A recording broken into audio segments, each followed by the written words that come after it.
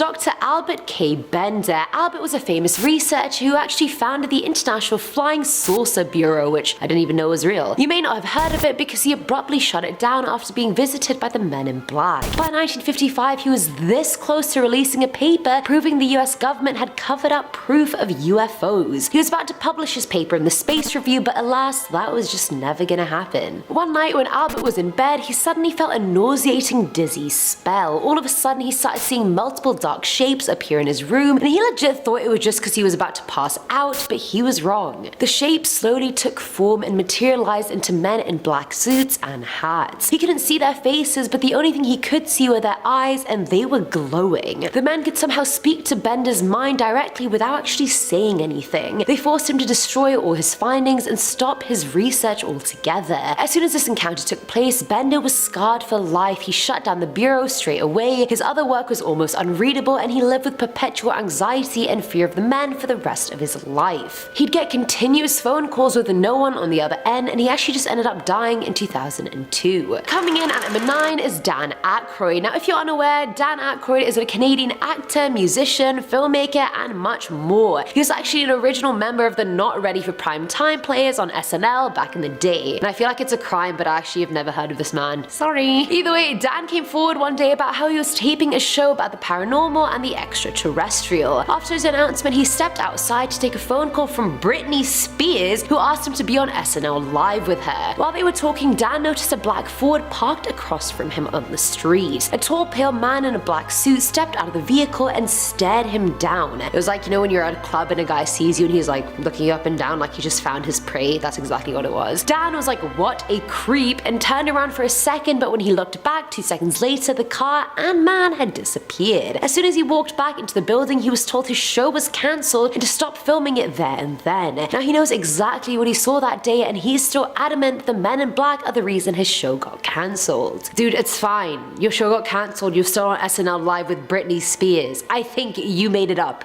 I think you can make do. At number 8, we have the library. Peter Roysevich, a professor of folklore, was sitting in the library reading a book on UFOs recommended by one of his colleagues. Out of the corner of his eye, he noticed a shoe and a leg, and then boom, a man in a black suit was just sitting right in front of him. How did he get there? Where did he go? Cotton Eye Joe. He immediately started asking Peter if he was interested in the book or had he even seen a UFO before, and Peter told him he wasn't interested and was just reading it as a recommendation, to which the guy got angry and shouted at him asking how he could not be interested in the most important facts of the century. But that seemed to be a fake cover-up, since he seemed quite content that Peter wasn't interested in the subject, and then he just left. After the encounter, the professor was a bit shook up, so he got up to walk around the library, but strangely enough, no one was there. No students, no guards, not even the librarians. It was deserted. Slightly scared, he went back to his seat and walked around again an hour later to find people back in their places. Imagine just sitting in a library, being a tenured professor, someone comes at you, shouts at you for not liking UFOs, and then leaves. I'd be like,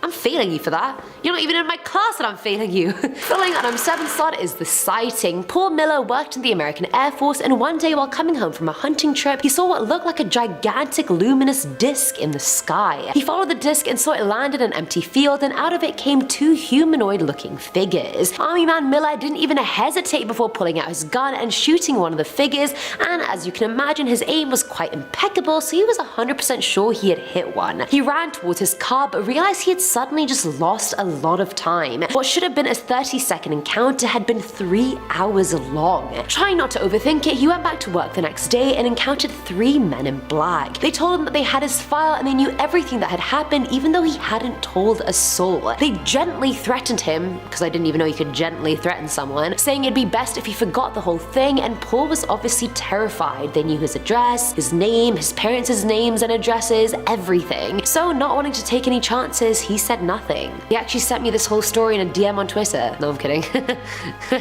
Now at number 6 are the men in grey. I don't know, maybe they just got tired of all black all the time. I don't know. Sometimes I get tired of wearing black, okay? Well, them were great. Either way, this story comes from William Shearer, who lived in Essex, England at the time. He said he had once witnessed a UFO in the sky, and a few days later, two men in grey suits who he'd never met before just randomly showed up at his house. One stayed in the car whilst the other sat grilling William about what he had seen. But he didn't seem to care about what he said. He seemed more concerned about gaining permission to enter his house somehow. I actually hate that. You know when you're talking to someone and you know they don't give a shit about what you're saying, and I'm just like, why am I still talking? And then you have to somehow just let the conversation end. Either way, what's weird was his voice was super odd. It was expressionless, flat, and his skin was extremely pale. Obviously, William did not let them into his house, but he would not get off that easy. The men told him they'd be back, and soon after they visited him at work. They told him they just wanted to talk to him about the UFO and asked to come in again, and again William refused, after which they both just disappeared into thin air. He never encountered them again, but he low-key thinks they tapped his phone, and William, they probably did. Coming in at number 5 is Larry. So this one was shared by a man named Larry, and yes, that's actually literally all I know about him, that his name's Larry. Either way, Larry was working the night shift at his job when he started falling asleep. But as soon as he was drifting, he was contacted telepathically by some presence or entity. The entity communicated that it wasn't from Earth, but gave him no other information. Being a skeptic, Larry was like, nah, and asked for some sort of proof of his existence, and the entity agreed that it would show up when Larry was chilling with his best friend. Months went by, but he couldn't stop thinking about the interaction. Eventually, he caught up with his best friend at an Independence Day celebration, and while they were eating, a black van pulled up. You already know shit's going down if a black van pulls up. Two men in black suits came out, followed by two more, but the bizarre thing was that they weren't shaped like humans. They all sat near Larry's table, stared at Larry for a few minutes, and then just got up and left. That was it. The entity was probably like, I told you I was real. I am real. Peace. Deuces. Larry's like, what was that? Months of not being able to sleep for that. Either way, at number 4 is Frederick Holiday. Growing up, I think we all thought there was some sort of massive snake-like monster in Loch Ness, an ancient dinosaur, a mythical creature that was actually real. I don't know, whatever made our young hearts happy. I don't know. You're wrong. No, I'm kidding. Frederick Holiday was known for his passion for cryptozoology and dedicated years of his life looking for evidence of life in Loch Ness. One day while investigating, Holiday looked towards a hill by the lake and saw a man in a black suit. Enter our brooding agent. Holiday thought it was just a random person given how much of a popular tourist spot it was, but he was slightly creeped out by the fact this man seemed to be staring straight at him despite being so far away. Frederick felt this malevolence and evil come off him that somehow reached him. Before he had a chance to remove himself from the situation, he heard a bizarre sound and the man just disappeared into thin air. He never saw him again, but a year later he went back to the lake for some more studies and ended up having a heart attack. The weirdest part, he died passing over the exact same spot the agent had been standing a year prior. And I feel like that very much was no coincidence. Filling at number 3 slot are code 9 and 10. During the 60s, photographer Jim Templeton took a picture of his daughter near Burla Marsh. Now, I'm not gonna lie, it is a cute picture of her despite the astronaut looking figure right behind her head, so let's talk about that. The next day, while he was at work, two men showed up claiming they worked for the government. They wouldn't tell Jim anything about themselves or what department they worked for, they just told them one was called Code 9 and the other was called Code 10. Alright? I don't know why that just reminded me of Codename Kids Next Door. Either way, their badges didn't even indicate any particular government agency that he had heard of, but he still agreed to get in their car and drive back to the marsh. There, the men asked him how the weather was the day the picture was taken, how the animals were reacting, and he said they were huddled together as if they were scared of something. After saying that, the men became extremely hostile, claiming he was lying. How do you even get home from being in a random marsh?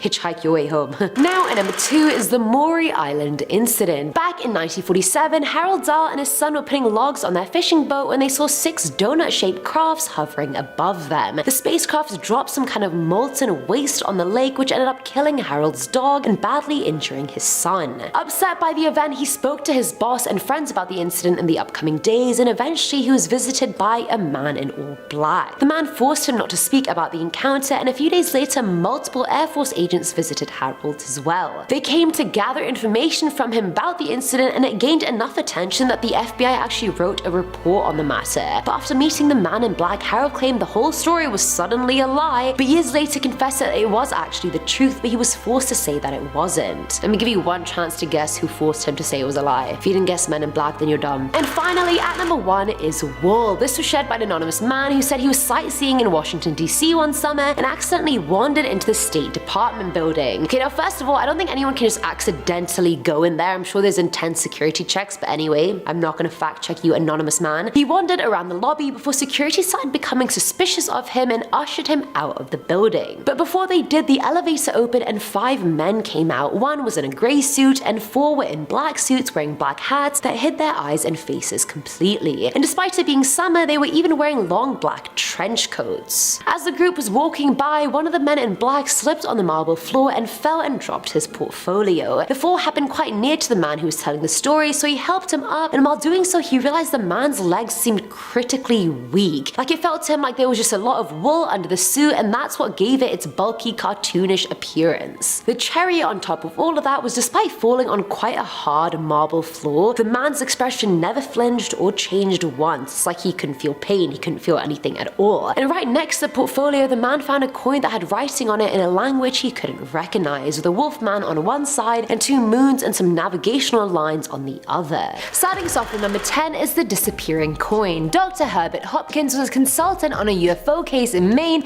involving a man called Barney Hill who had allegedly been abducted. One night he got a call from an activist in the UFO community asking if they could meet and discuss the case. Hopkins agreed to meet the man, but a few minutes later there was a knock on his door. The man didn't seem like an activist. He was in a black suit and tie, he had no hair, no eyebrows, and was the palest person Hopkins had ever seen. The weirder part was Hopkins never disclosed his address, yet the man just showed up anyway, and when he did, the doctor's dog would not stop barking at him.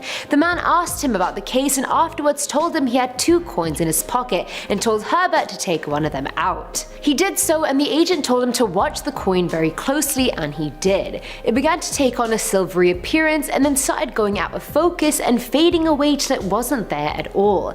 The agent then stared at Hopkins for a while and said the coin would never be seen on Earth again, and then inquired about what all he knew about Barney Hill. Freaked out, Hopkins said he thought Hill might have died before the abduction took place, and the agent told him he was exactly right and that Hill didn't have a heart, much like him not having a coin. I don't really get the link or what he meant by that, but anyway, he then advised Hopkins to destroy all information he had on the case, and Hopkins complied and burnt all of it. Afterwards, he was experiencing a lot of phone troubles, and his company said his line had been tampered with, and he immediately knew they had tapped his line. He never saw the man again. Coming in at number 9 is the Loch Ness death. Growing up, I think we all thought there was a massive monster or animal of some kind in Loch Ness, like an ancient dinosaur, a mythical creature that was actually real, whatever made our young hearts happy. One man in specific, named Frederick Holliday, was known for his passion for cryptozoology and had dedicated years of his life looking for evidence of a life in Loch Ness. One day while investigating, Holliday looked towards a hill near the lake and saw a man in a black suit.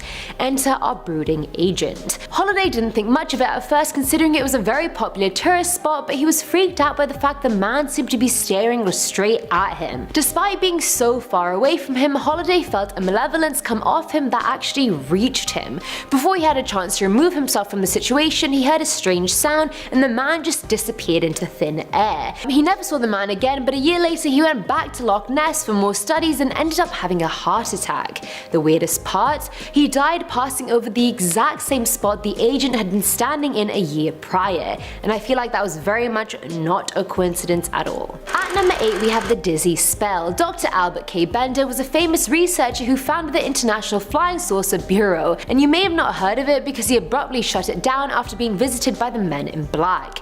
By 1955 he was so close to releasing a paper proving the US government had covered up proof of UFOs. He was about to publish his paper in the Space Review, but alas, that was never gonna fly with the agents, was it? And so they decided to pay him a visit. One night when Bender was in bed, he suddenly felt a nauseating dizzy spell. He started seeing many dark shapes in his room and thought perhaps he was going to pass out or he was just seeing things, but the shapes slowly took form and materialized into men in black suits and hats. He couldn't see their faces, but the only thing he could see were their eyes that were glowing. The men could somehow speak to Bender's mind directly without saying a word. They forced him to destroy his findings and stop his research into the subject. As soon as this encounter took place, Bender was scarred for life. He shut down the bureau, and people claim he was never the same. His other work was almost unreadable after that, and he lived with perpetual anxiety and fear of the men. He'd get continuous phone calls with no one on the other end, and he ended up dying in 2002. See, this is what happens when someone gets too close to the truth. They shut them up and get rid of them. Filling our number 7 slot is the footage, and this was actual camera footage of men in black in a Canadian hotel. The two men showed up asking questions about one of the employees. The employee claimed they had recently seen a UFO and told all their friends about it, and boom, in the next couple of days, the men in black showed up. I mean, efficient, they work fast, I'll give them that. Thankfully, that day the employee in question wasn't at work, so they dodged a bullet. But similar to Dr. Hopkins' case, the staff described the men as having no hair on their head or face, and perhaps disguising it with a wig maybe, and having weirdly hypnotizing eyes. The eyes are quite interesting because in the movie, the agents use memory erasing neuralizers, but maybe in real life they just use their eyes. And honestly, that'd be a lot more convenient than carrying out whatever a neuralizer is, that's for sure. Their outfits were also really questionable. The black suits just fit weirdly. It's like they were trying so hard to be normal and fit in, but something was just wrong. They looked like mafia bosses from a noir movie, honestly. They stuck around asking the employees more questions about theories they might have had, and then they left. It left the staff quite shaken, and I honestly don't blame them. Now at number 6 is wool. This story was from an anonymous man who said he was sightseeing in Washington DC one summer and accidentally wandered into the State Department building. First of all, I don't think anyone can just accidentally go in there. I'm sure there's intense security checks, but anyway, he went through the lobby for a while before security started becoming suspicious of him and ushered him out. But before they did, the elevator opened and 5 men came out, 2 in grey suits who seemed otherwise unremarkable, and 3 in black suits wearing black hats that obscured their eyes and faces completely. They were even wearing long black trench coats despite it being the middle of the summer and boiling. As the group was walking by, one of the men in black slipped on the marble floor and fell, dropping his portfolio while he did so. Falling down, that's quite unbecoming of a man in black, but okay. The fall happened quite near to the man who was being ushered out, so he helped him up, and while doing so realized the man's legs seemed critically weak. It felt to him like there was just a lot of wool under the suit, and that's what gave its bulky, cartoonish appearance. The cherry on top was despite falling on quite a hard marble floor, the man's expression never flinched or changed once. No pain, no feeling, nothing. And right next to the portfolio, the man found a coin that had writing on it in a language he couldn't recognize, with a wolfman on one side and 2 moons and some navigational lines on the other. Coming in at number 5 is the stalker. Jack Robinson and his wife Mary were both avid UFO researchers way back when, but the deeper they got, the weirder their life got. They would come home and find their house rummaged through and all their UFO files disturbed and disrupted. Someone kept gaining entry into their house no matter how many times they changed their locks. Mary then started noticing a bizarre tall man in a bulky black suit and hat that would consistently stare at their apartment from the doorway. She was scared that that man was the one breaking into their house, so she mentioned it to her friend Tim. Tim drove them both there and actually took a picture of the man who was believed to be a Men in Black agent. My only thing with this story is if the agents really wanted the couple to stop, why didn't they just steal all their UFO files instead of just rummaging through them? Just cut to the chase. At number 4 are the photos. Some of you may know of Danny Gordon, who used to be a very famous radio personality. Towards the end of the 80s, Danny became obsessed with the Wythe County UFO sightings. Countless people in the county said they had seen bizarre objects in the sky, and he wanted to get photographic proof. There was even one time a full school bus of kids saw UFOs going over a shopping mall as he quickly took the photos. And those photos were at a very close range, and they proved the crafts weren't man-made, they weren't from this earth.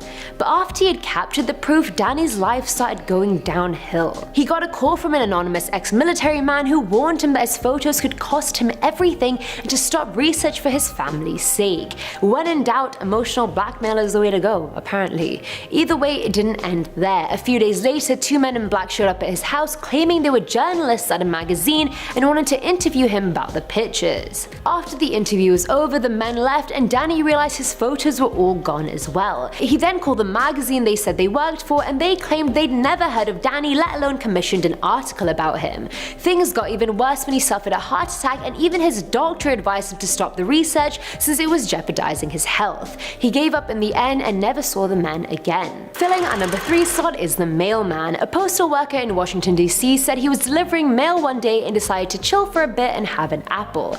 He finished it and saw no trash cans around and decided to just throw it on the ground, and after which a security guard approached him, lecturing him and telling him that the area and building he's in is under constant surveillance all the time and that it's not safe for him to do that. First of all, say no to littering, never litter, ever. He thought about what the security guard said, but not too much, and just went on his way. A few days later, he was on his usual delivery run when he came back to the same building. He saw 3 men going towards the building, except they weren't men at all. They looked like they were waddling, not walking, and they were impossibly thin. And it was their frames that freaked him out more than anything else. He went inside the building regardless, because aliens aside, he still had to do his job. As soon as he stepped foot into the building, a group of men in black surrounded him, asking him what he had just seen. He was about to speak when one of the thin figures he saw earlier came up next to him, and then he really couldn't speak even if he wanted to. He was horrified. The men grilled him for hours and hours and then let him go, and the next day his mail route had anonymously been changed. Now at number 2 is the bullet. Paul Miller worked in the American Air Force, and one day whilst returning home from a hunting trip, he witnessed a gigantic luminous disc in the sky. He followed the path of the disc and saw it land in an empty field, and out of it came 2 humanoid looking figures. A trained army man, Miller didn't even hesitate to pull out his gun and shoot one. His aim was almost impeccable, and he was sure he had hit one of them. He quickly ran towards his car, but realized he had suddenly lost time. What should have been 30 seconds getting to his car had been 3 hours. Trying not to overthink it, he went back to work the next day and encountered 3 men in black. They said they had his file and that they knew everything, even though he hadn't told anyone about what happened. They gently threatened him, saying it'd be best if he forgot the whole thing, and Miller was terrified. They knew his address, his name, his parents' address, everything, so not wanting to take any chances, he said nothing. And finally, at number 1 is the base. This was from Redditor Karathis59, who said their older brother was in the army, and one night him, his wife, and some friends went to a hill near their base to look at the moon. Quite a romantic idea, I must say. They probably didn't know what was about to happen to them. But while they were there, they saw a blazing blue orb pulling moves that no human aircraft could do, and that was a fact considering the elder brother was an expert in aircraft extant. The group was sat there in awe just looking at the craft before the lights stopped, and the craft just stayed hovering in the sky, almost like it was watching them watch it. This was happening at about 10 PM now, and all of a sudden the craft lunged towards them, and the next thing you know, they opened their eyes and it was 4 AM and they were hundreds of miles away from the base in the middle of a random wheat field. They got out trying to gauge their tire tracks to see which way they came from, but there were no tracks. The car just got there like it fell out of the sky, which at this point I believe happened. A few days later, men in black visited the brother's wife and threatened her to not talk about anything she'd seen. They then showed up at the base for the brother and threatened him as well, which wasn't even possible because the base was in a controlled access intelligence area and randomers can't just walk in. But the strangest part was that no one saw them come and go other than the brother. It's like they were invisible or camouflaged, which I'm sure would be very easy for aliens to accomplish, so that's probably what happened. Either way, the family never saw the men in black again, but the wife of the brother still bursts into tears every time they're mentioned. Talk about leaving a lasting impression. Starting us off with number 10 is Mothman. Now this creature has been seen around the Point Pleasant area of West Virginia, but I won't go too into depth about it because you guys can watch my West Virginia myths video if you guys want to know more about it. Self-plug, hahaha. No, I'm kidding. Either way, Point Pleasant was known to be frequented by a lot of men in black, asking people around town about the Mothman and to not speak about it. They talked to reporter Maury Island, who later claimed the men who questioned her did not blink even once. One night in Jan of '67, Mary was working late in her office when a 4'6" tall man walked in wearing a black suit, glasses, and thick shoes that added about 2 inches to his height. He spoke in an incredibly low voice and asked for directions to Welsh, but kept edging closer and closer to her. Again, he never blinked and picked up a ballpoint pen off her desk like he had never seen such a contraption in his life. He then grabbed it, laughed out loud quite hard, and then ran out of the building. No one saw him come in or out except Mary. At number 8 we have the collision. Back in 1967, Robert Richardson went for a drive during which he claimed he collided with a UFO. On impact, the spacecraft vanished completely, yet Richard managed to find a small lump of metal on the road and take it home. What happened to your car, Richard? How did you even get home? There's just some, Loose ends that are just not really making sense, right? Either way, a week later, 2 men in black showed up at his doorstep asking for the piece of metal he had taken from the scene.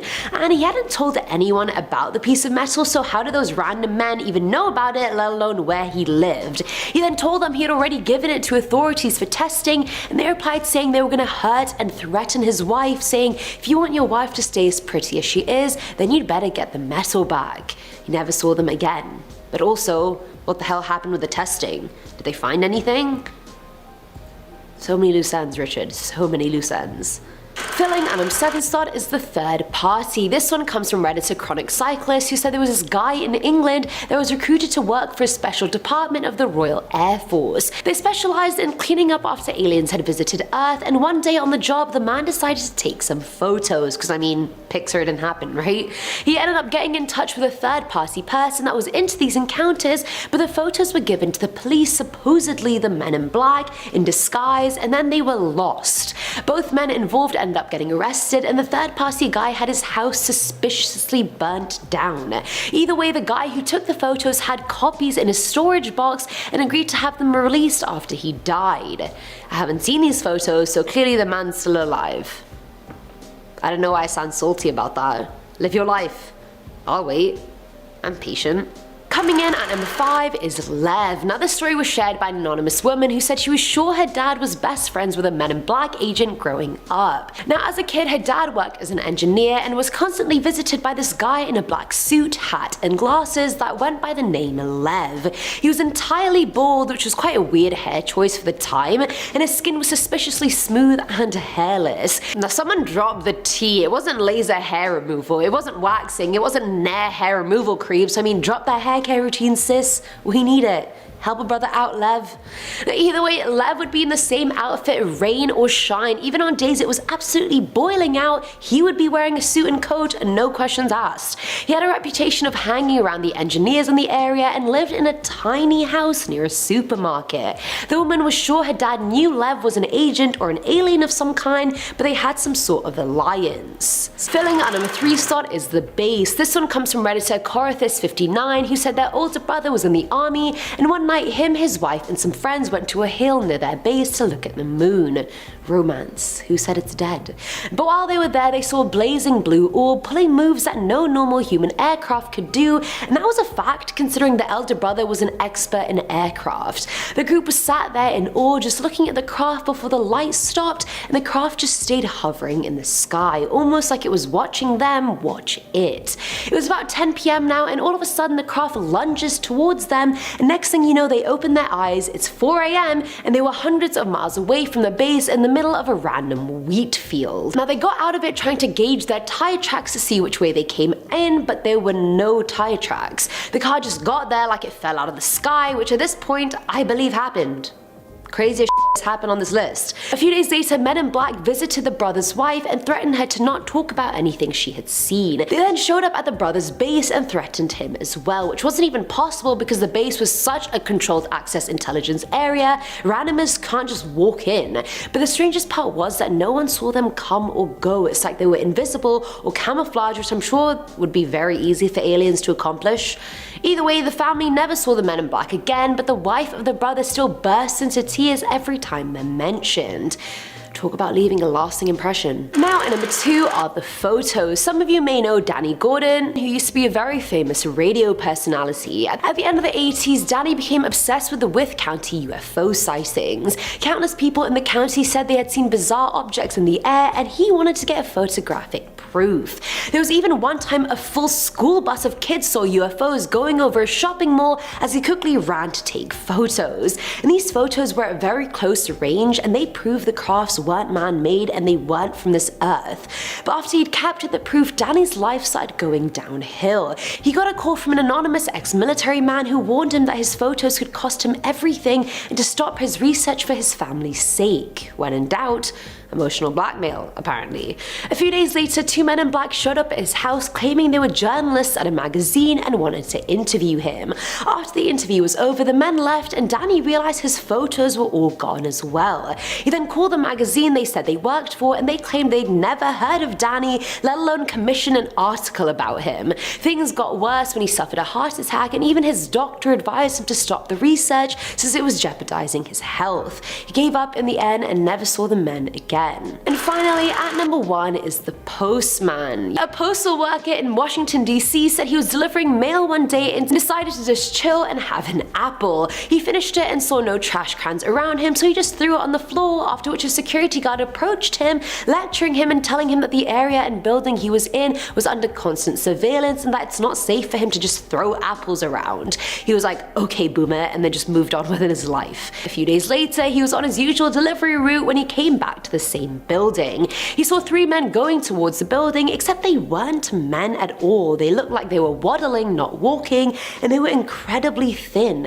If anything, it was their frames that freaked him out more than anything else. He went inside the building regardless, because aliens aside, he still had a job to do. Still gotta get that bread, you get me? Now, as soon as he set foot in the building, a group of men in black surrounded him, asking him what he had just seen. He was about to speak when one of the thin figures he saw earlier came up next to him, and then he just couldn't speak. He had lost the ability. No words were coming out, and he was horrified. The men then grilled him for hours and then let him go. The next day, his mail route had been changed. Starting us off this countdown, we have Harold Dahl. This is supposedly the real-life story that inspired the movie Men in Black. So on June 27th, 1947, Harold Dahl, his young son, and his dog went out on a conservation mission. While out on the fishing boat, they saw 6 donut-shaped aircrafts hovering in the air above them. The crafts then started dropping weird molten-type waste onto the lake. He described it as if it was raining lava or white metal. This ended up hitting his son's arm and the dog. The son was badly injured, and sadly the dog didn't survive. When this happened, Harold managed to take a picture of the aircraft. The following morning, he was visited by a man in a black suit at a local diner. The man apparently threatened Harold to delete the photo, and he was told to not talk about the incident. But this story has been retold so many times that the facts are now jumbled. Some say that it was his son that got his arm burnt on the alien lava, but in another story, it was his co-worker, so I don't even know what to think. Coming in at number 9, we have the cornfield. It should be no surprise that we are doing a list about Men in Black, and we got a point about a cornfield. Aliens love cornfields for whatever reason. Maybe they land in a cornfield, they scoop up a bunch of corn, then they make popcorn, and that they can eat while they watch humans freak out because they landed in a cornfield. That seems like the perfect circle of entertainment. But this point was thrown on top of Reddit by Redditor Muffins for Petey. They said that they grew up on a farm, and one night they saw something fly down from the sky and hover right above their farm. It was shaped like a rectangle and looked like it was glowing light, like a massive glowing log in the sky. Well, then this thing just vanished. Almost as fast as it came, it was gone. They must have only needed a little bit of popcorn.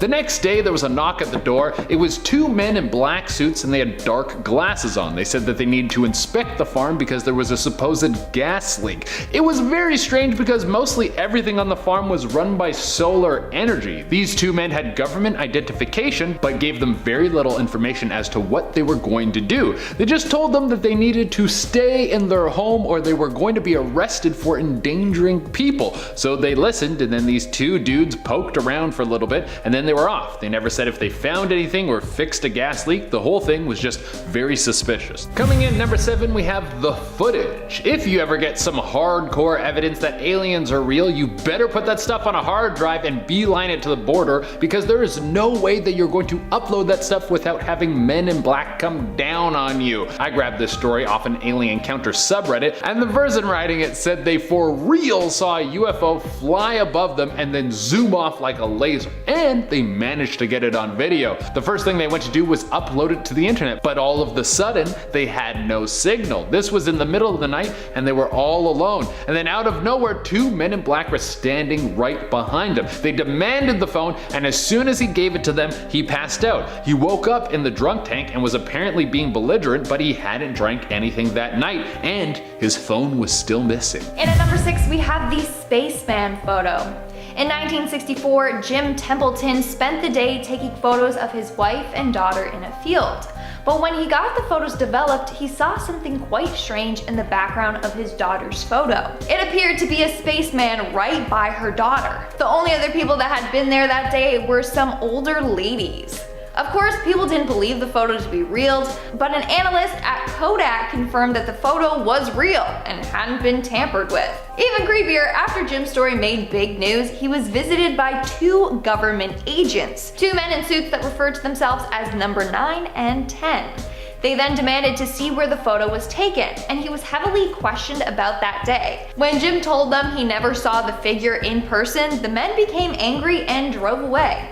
It's pretty sus. Coming in at number 5, we have Albert K. Bender. It turns out dedicating your life to flying saucers is nothing new. Albert K. Bender was the founder of the International Flying Saucer Bureau. This place was leading the field in investigative work when it came to finding out what the government knew about aliens. In 1955, he wrote a paper that was detailing everything the government was doing with aliens, and it was ready to be published in the Space Review. But that would change when he was visited by some men in black. They teleported into his room late one night and had the psychic ability to talk to him through their minds. They manipulated him to destroy his research, and that was that. He would never go on to touch anything to do with aliens after this point. Moving on to number 4, we have Jack and Mary Robinson. Back in 1968, Jack and his wife Mary were both UFO researchers. Didn't even know that was a job, but where can I apply? But the more they researched into aliens and UFOs, the more weird stuff began to happen. One time they returned home to find that their house had been searched. All their files regarding UFOs and aliens had been tampered with. Then things started to get worse. Mary started noticing a man that would stand outside their apartment and watch them. The man was always wearing a black suit and a hat. In fact, they managed to capture a photo of him. Mary had told her friend what was happening, and the friend drove over and saw the man for herself and took a photo of him. It's so freaky. Coming in number 3, we have the night visitors. I'm on the fence when it comes to meeting aliens. Like, of course I would want to meet aliens, but it would have to be the right setting. Like in a park or at a party or a big reveal event like they do with the latest iPhone. Steve Cook is like, now, I give you the alien. But the way this next story goes wouldn't be my ideal circumstance. Reddit user Chop Stew told a story of an alien encounter that brought a man in black into his life. It all happened super fast. He woke up in the middle of the night and there were 5 tall gray beings standing around his bed. He was in a haze, then he started to panic, but before he could even speak, he was back asleep. He woke up the next morning feeling a little bit rattled. Whatever he saw last night seemed so real, but it couldn't have been. It must have been a strange dream. The next day at work, he was called into HR, but there was a new person working. This lady had just come in for the day from head office. She wanted to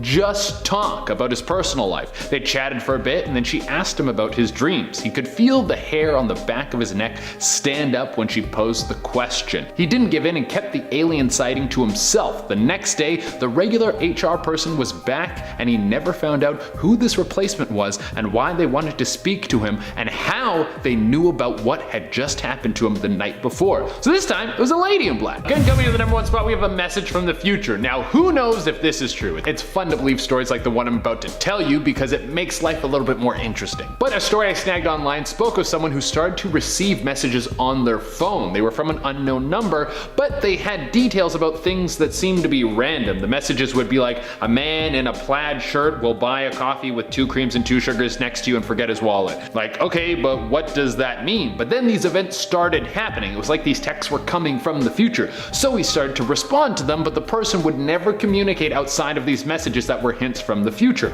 But why was this coming to our random writer? Well, we never found out because one day a black van pulled up next to him and 4 men in black suits jumped out and told him that he was under arrest. They put him in the van and then took him to a police station. They searched him, took his phone, he was detained for a few hours and then released and was given everything except for his phone. They said it got lost and they would send it to him when they found it, but he never got his phone back, and from there the messages just stopped. In our number 10 spot, we have UFO spotting in Washington. 2 harbor patrolmen in the Washington state named Harold H. Dahl and Fred L. Chrisman spotted a UFO over the water of Puget Sound, Washington. It was 1947, and after this incident, incident, they were approached by a man dressed in black that forcefully advised them to not discuss the incident further. This was one of the first sightings of the men in black. The men were described as being extremely mysterious, never looking the patrolman in the eyes. Ooh, probably to cover up their reptile eyes, am I right? In our number 9 spot, we have the Stargazer. A young man by the name of Harry lived in the country on a farm and was fascinated by the stars. He was given a telescope for Christmas one year, and he would look up at the stars and study them every night. One night, he spotted something in the sky like nothing he had ever seen before.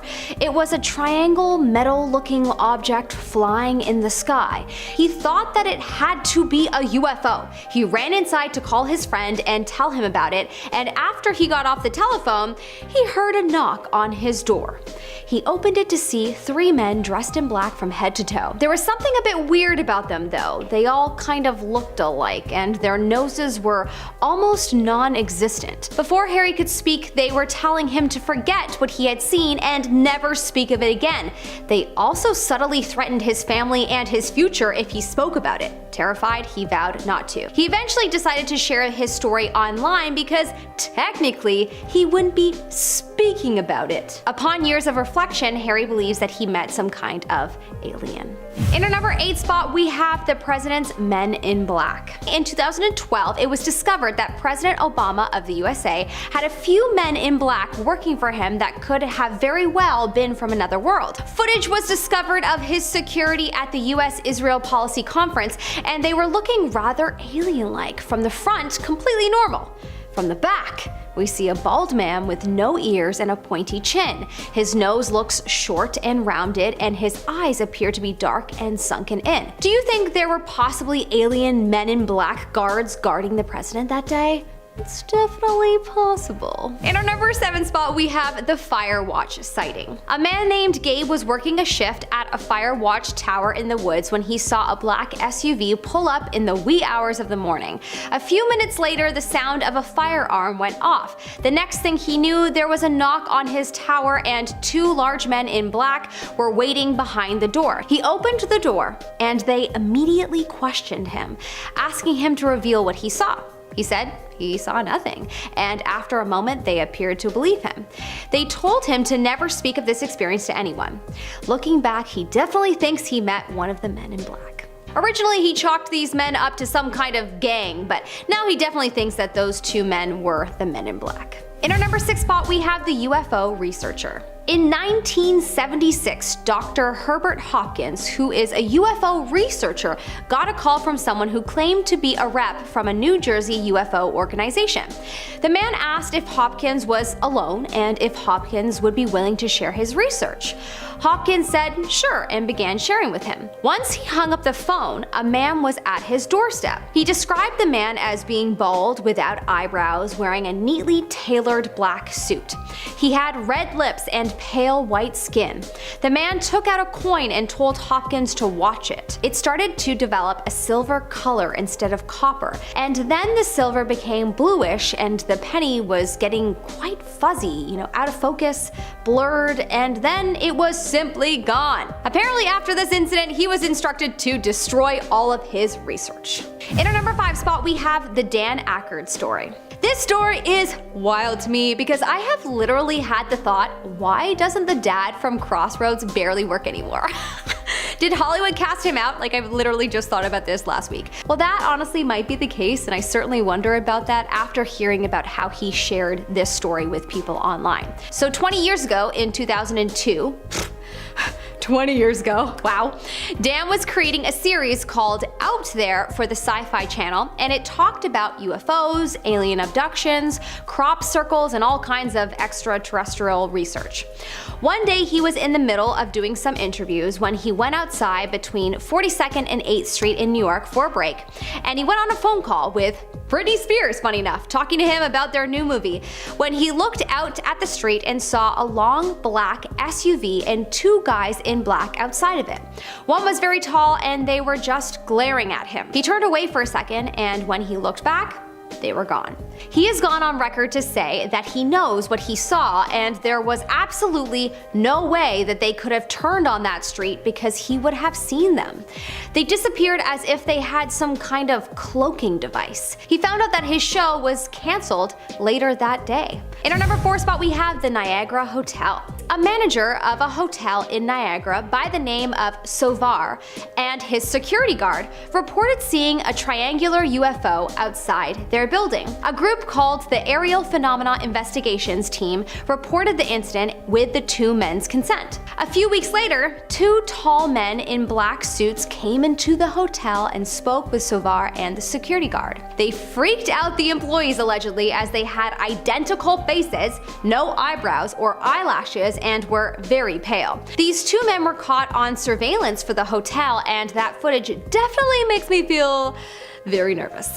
A small part of me wants to go to Niagara and ask every hotel about this incident and just, find out which hotel it is. In our number 3 spot, we have the library. Apparently, a professor by the name of Peter Rojewitz claimed that he once was reading a UFO book in the library when all of a sudden a strange pale man wearing all black sat down next to him. The man suddenly began talking to the professor and asked him questions about flying saucers and his opinion on them. Peter said that he wasn't super interested in them. The man became very agitated by this. He eventually left and the professor felt super uncomfortable. Upon reflection, he is sure that he met a man in black official. In our number 2 spot, we have the disc. A man by the name of Paul Miller experienced something so crazy one day when he was coming home from a hunting trip. He looked up and saw a luminous disc in the sky. The disc landed in a field and 2 humanoids left the craft. Paul had a weapon on him and so he fired at the beings as he ran away, and he believes that he managed to hurt one of them. As he was running away from the scene, in a blink of a moment he realized that he had lost time. It was suddenly 3 hours later than when he first saw the aircraft. He shrugged it off and went back to work as normal the next day. But when he got to work, 3 men in black suits approached him. He was informed that they had his file. He hadn't even told anyone about what he experienced, but these men said they knew all about it. They told him that it was best he forget about what happened.